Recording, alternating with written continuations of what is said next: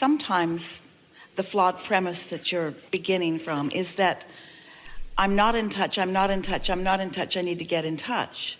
And what if you were already in touch? What if you are an extension of source energy and you're already in touch? I guess logically I know that, and I know that the only thing that could keep you from in the moment resonating with source are thoughts that make you feel uncomfortable when you think them. So if you've had a difficult moment, if there's something going on and your head is full of it, then sometimes it's hard to release those thoughts and allow that sort of neutral place, that non-resistant place where you can begin to perceive source. Because you see, it's not about you connecting with source, you're already connected. It's about you perceiving that you're connected.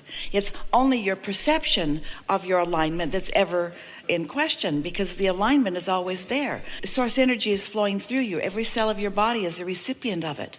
So you are already in connection with source. But sometimes you think thoughts, sometimes people think thoughts of unworthiness, which doesn't let them realize it. Or sometimes they're mad at somebody, which doesn't let them realize it. And it's the reason that we teach quieting your mind. So as you find something to focus upon that isn't much to think about, but distracts you from things you were thinking about, then it's easier for you to perceive your alignment with source. It's just about you realizing it. And really, when you're in the mode of appreciation, you're letting it flow. That feelings of passion, that's really connection to source.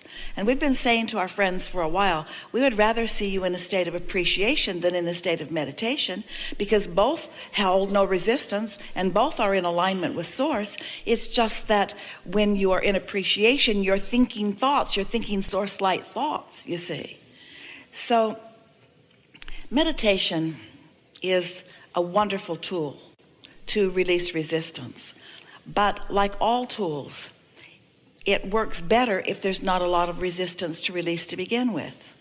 If you get yourself all balled up about something and really worried about something, as a last-ditch effort you sit to meditate, you're not going to be able to quiet your mind, because law of attraction is going to take you there and there and there and there and there, and then you're going to say, source must be out to lunch because source didn't come and get me. Well, it isn't that source was right there for you. You just weren't ready to perceive. And so let's use the word perceive and receive interchangeably for a little while. Your perception and your reception is sort of the same thing. So you can give yourself some advantages by meditating earlier in the day before your thoughts get moving against you, so to speak.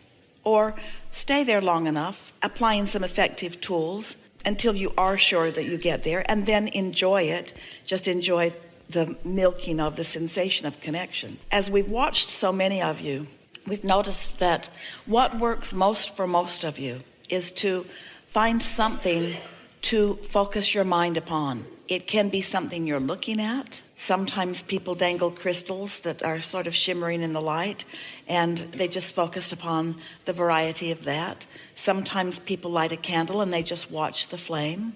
It sort of just slows your mind down. Esther likes to isolate a sound in a room, and in this room, you could focus upon the wind you can hear coming from the air conditioner. Can you hear that wind? You just focus on that wind. You have to focus on it because there's other things going on, like us talking, someone coughing. There are other things that could distract you. But if you keep bringing your mind back to that wind, not thinking about where it's coming from or what it is, but just listening to the sound of it, that's going to quiet your mind. And so the question is, do you have the ability to focus? Well, the answer is yes, and law of attraction makes sure that things get big enough that they're very compelling to focus upon.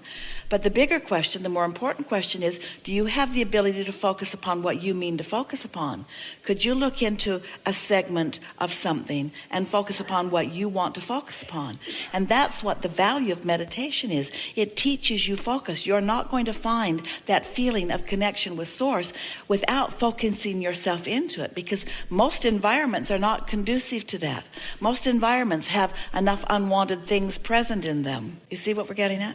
It's a very unusual time that any of you could be conditional enough in your life that you could find a point in time or a place in time where everything that you looked at was so perfect that you could just look around and find harmony with Source. You focus yourself into your perception of Source by finding really subtle vibration, because sometimes you go too hard into what you want. Sometimes people use meditation to sort of affirm what they want, and without even meaning to, they go over here too far to something that they want that hasn't manifested yet, that they're not ready for, and then they don't let what they are ready for happen. But what you are already, without exception, what you are all ready for is to quiet your mind and allow Source to be within you unrestricted. There is not one of you who is not ready for that, you see. So it's just about non-thought. Esther started by counting her breaths, not even keeping count of them so much as noticing this one's out, this one's in, this one's out, this one's in. It's really boring.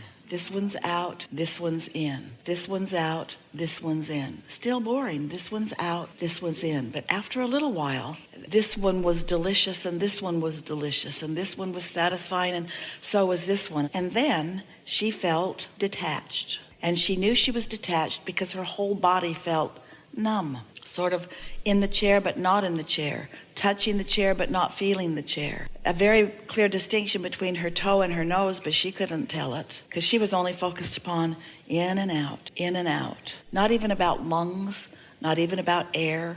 In other words, after a little while, it was just all vague. There was just no attention to anything. And when there's no attention to anything, then you are in pure concert with your Source. Now you do that for a little while every day, and what will happen is you'll find that alignment, and then before you know it, you'll think a thought that Source is thinking. That happened to Esther for a while, and she thought those were her thoughts. They sounded a lot like her. And so then she would just go back and breathe more and more and more and more. So we really appreciate your request for this, because it is the sure way to release resistance. So we say release resistance, and then once you release resistance, what that really means is you've stopped momentum. You've stopped any contradictory resistant momentum. Of course, you cannot stop the momentum of your soul.